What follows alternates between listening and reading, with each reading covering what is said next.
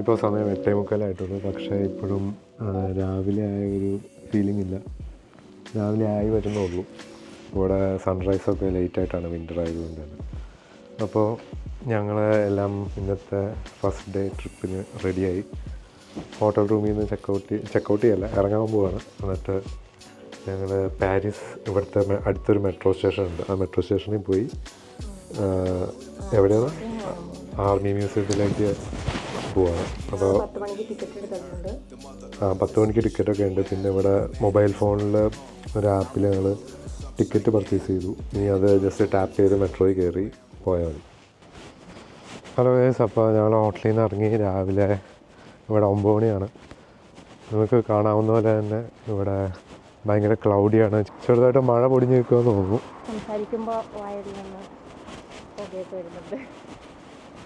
ഞങ്ങളിപ്പോൾ മെട്രോ സ്റ്റേഷനിലേക്കാണ് പോകുന്നത്. അവിടെ ടിക്കറ്റൊക്കെ പർച്ചേസ് ചെയ്ത് ഇപ്പോൾ മെട്രോയിലേക്ക് ഒരു 10 മിനിറ്റ് നടക്കണം. മെട്രോയിൽ കയറി കഴിഞ്ഞാൽ പിന്നെ നേരെ അങ്ങ് 4 സ്റ്റോപ്പ് കഴിയുമ്പോൾ നമ്മുടെ ആർമി മ്യൂസിയം എത്തും. അപ്പോൾ ഇന്ന് ബ്രേക്ക്ഫാസ്റ്റ് പുറത്തൊന്നും കഴിക്കാൻ നിന്നില്ല. ഹോട്ടലിൻ്റെ ഉള്ളിൽ നിന്ന് തന്നെ ഞങ്ങൾ എന്തായിരുന്നു ആപ്പിളും കുക്കീസും പിന്നെ ടീയും കൂടി കഴിച്ചു. അപ്പോൾ അങ്ങനെ ഇനിയിപ്പോൾ ഞങ്ങൾ മെട്രോ കയറിയിട്ട് കാണാം.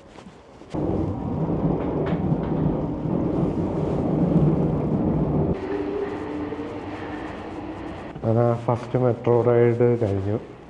എന്താണ് എക്സ്പീരിയൻസ്? നല്ല തിരക്ക് കുറവുണ്ട് ആണ് മെയിൻ. പിന്നെ എനിക്ക് തോന്നിയത് വാതിൽക്ക് തന്നെ ആരും നിൽക്കുന്നില്ല. കുറച്ച് നേരം എനിക്ക് മെയിനായിട്ട് തോന്നിയത് എല്ലാവരും വാതിലിൻ്റെ സൈഡിലായി കാരണം ഇറങ്ങാൻ ഇച്ചിരി ബുദ്ധിമുട്ടാണ്. എനിക്ക് എല്ലാ പ്രാവശ്യവും കൂടി വീട്ടിൽ കൊണ്ടുപോകാൻ എന്തുകൊണ്ട് ഇത്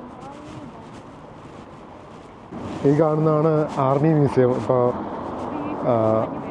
10 മണിക്ക് ഓപ്പൺ ചെയ്യാൻ പോകുന്നുള്ളൂ. ഞങ്ങൾ അവിടെ എൻട്രൻസ് അവിടെ എങ്ങാണ്ടാണ്, അതിൽ കൂടെ എൻ്റർ ചെയ്തിട്ട് ഇങ്ങനെ എക്സ്പ്ലോർ ചെയ്യും. അപ്പോൾ അങ്ങനെ ഞങ്ങൾ ആദ്യമായിട്ട് ഈഫിൽ ടവറിൻ്റെ ഒരു ക്ലൂ പോലെ ഒരെണ്ണം കണ്ടു. അങ്ങ് അറ്റത്ത് ക്യാമറയിൽ കാണാൻ പറ്റുമെന്നറിയില്ല, എന്നാലും അവിടെ കഴുത്ത് പോയി ഒരു അല്ലേ ഒരു ആൻറ്റിനെ കാണാൻ. എൻ്റെ ഫസ്റ്റ് ഈഫിൽ ടവർ ലുക്കാണ് അത്. അവിടെ കാർമേയം കാരണം അത് കാണാൻ പറ്റാതായിരിക്കുവാണ്.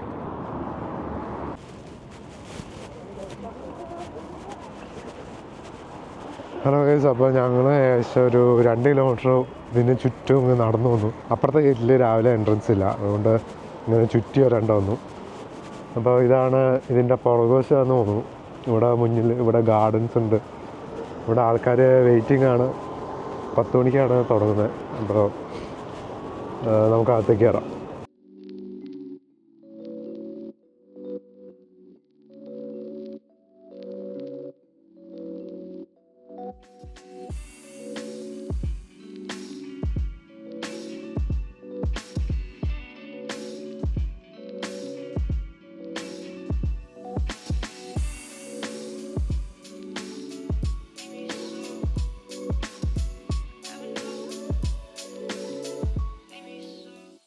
ഈ ആർമി മ്യൂസിയം ലോകത്തെ തന്നെ ഏറ്റവും വലിയ മിലിറ്ററി മ്യൂസിയങ്ങളിൽ ഒന്നാണ്.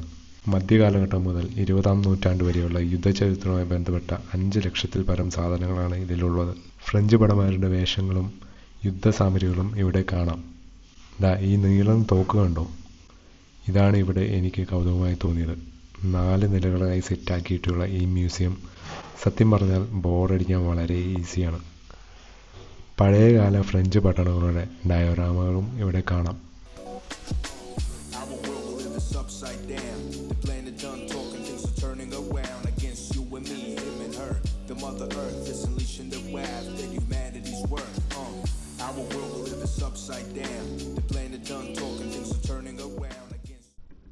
ഈ മ്യൂസിയത്തിലെ മെയിൻ ഹൈലൈറ്റ് നെപ്പോളിയൻ്റെ ശവകുടീരമാണ്. ആ കാണുന്ന സ്വർണ്ണ നിറമുള്ള പള്ളിയിലാണ് സ്ഥിതി ചെയ്യുന്നത്. നെപ്പോളിയൻ മരിച്ചത് 1821-ലാണ്. എന്നാൽ 1840-ലാണ് അന്നത്തെ രാജാവ് ലൂയിസ് ഫിലിപ്പ് നെപ്പോളിയൻ്റെ ബോഡി ഇവിടേക്ക് എത്തിച്ചത്.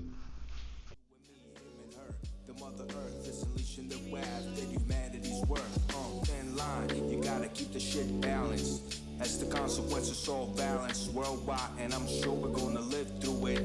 Until then, we blow it, man, who know it? Our world will live is upside down. The planet done talking, things are turning around against you and me, him and her. The mother earth is unleashing the wrath that humanity's worth. It's the moment of truth, a great example for youth. Appreciate in actions what is given to you. Cause one day it might be gone. Learn to differentiate the right from wrong. It's a thin line, you gotta keep the shit balanced. As the consequences all balance worldwide, and I'm sure we're gonna live through it. Until death we blow it, man, who know it? Our world will live in some. അപ്പോൾ ഇതൊക്കെയാണ് army മ്യൂസിയത്തിലെ കാഴ്ചകൾ.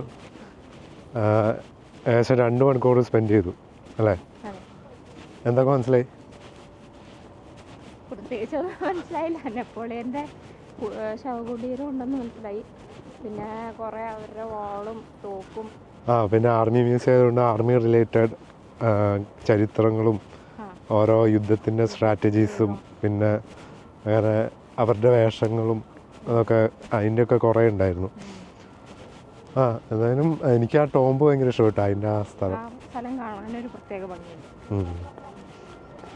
അപ്പോൾ ഇനി ഞങ്ങൾ ഇവിടെ പുറത്തിറങ്ങി എന്തെങ്കിലും food കഴിച്ചിട്ട് റിവർ ക്രൂസിന് പോകാനാണ് ഇവിടെ.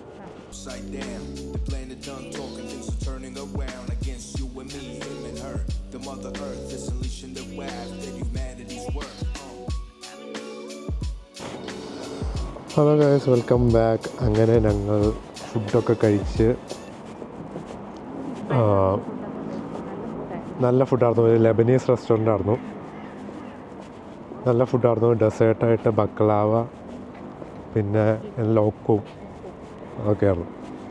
നല്ല ഫുഡായിരുന്നു. ഇനിയിപ്പോൾ ഞങ്ങൾ ഇവിടെ ഈഫിൽ ടവറിൻ്റെ ചുവട്ടിലൂടെ ഇവിടെ സീൻ റിവറിൻ്റെ അടുത്ത് പോവാണ്. റിവർ ക്രൂസ് ആണ് അടുത്ത പ്ലാൻ. അപ്പോൾ ഞങ്ങളിവിടെ നടന്നെത്തി ഈഫിലിൻ്റെ ചുവട്ടിൽ എത്താറായി. ഭാഗ്യത്തിന് മഞ്ഞിച്ചിരി കുറച്ചിട്ടുണ്ട്, അതുകൊണ്ട് മുകൾ വശം അത്യാവശ്യം കാണാം അല്ലേ? മുകൾ വശം വരെ കാണാം. ഹലോ ഗൈസ്, അങ്ങനെ ഫൈനലി ഞങ്ങൾ റിവർ ക്രൂസിൻ്റെ അടുത്തെത്തി. ഞങ്ങൾ ആദ്യം ലൊക്കേഷൻ മാറിപ്പോയായിരുന്നു, പക്ഷേ കുഴപ്പമില്ല. കൃത്യസമയത്ത് തന്നെ ഇവിടെ ഞങ്ങളുടെ ബോട്ട് റൈഡിൻ്റെ അടുത്തെത്തിയിട്ടുണ്ട്. അവിടെ ഇനി ആൾക്കാർ ഇവിടെ ഗേറ്റ് തുറക്കാൻ വെയിറ്റ് ചെയ്യാണ്. ആൾക്കാരൊക്കെ ക്യൂ ആയി തുടങ്ങുന്നുണ്ട്. അപ്പോൾ അത്യാവശ്യം നല്ല നീളമുള്ള ബോട്ടാണ്. എനിക്ക് തോന്നുന്നു ഒരു 500 ആൾക്കാരെങ്കിലും കയറ്റാനുള്ള ഒരു കപ്പാസിറ്റി ഉണ്ട് അല്ലേ? ഒരു എയറോപ്ലെയിനിൻ്റെ അത്രയും നീളമല്ലേ?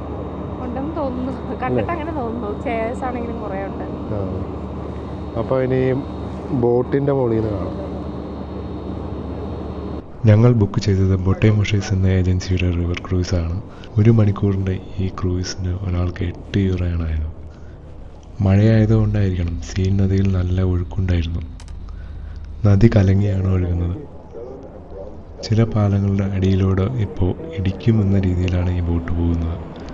2 കരകളിലുമുള്ള കാഴ്ചകൾ ബോട്ടിലെ സ്പീക്കറിലൂടെ വിവരിക്കുന്നുണ്ടായിരുന്നു.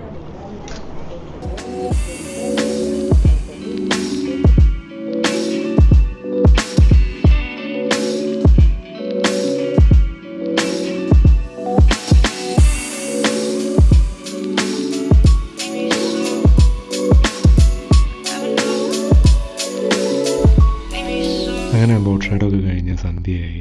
അപ്പോൾ ഞങ്ങൾ വളരെ ടയർഡായിരുന്നു. അതുകൊണ്ട് തന്നെ ഞങ്ങൾ ഇന്നത്തെ യാത്രയൊക്കെ അവസാനിപ്പിച്ച് ബസ് കയറി ഹോട്ടലിലേക്ക് പോകാമെന്ന് വെച്ചു.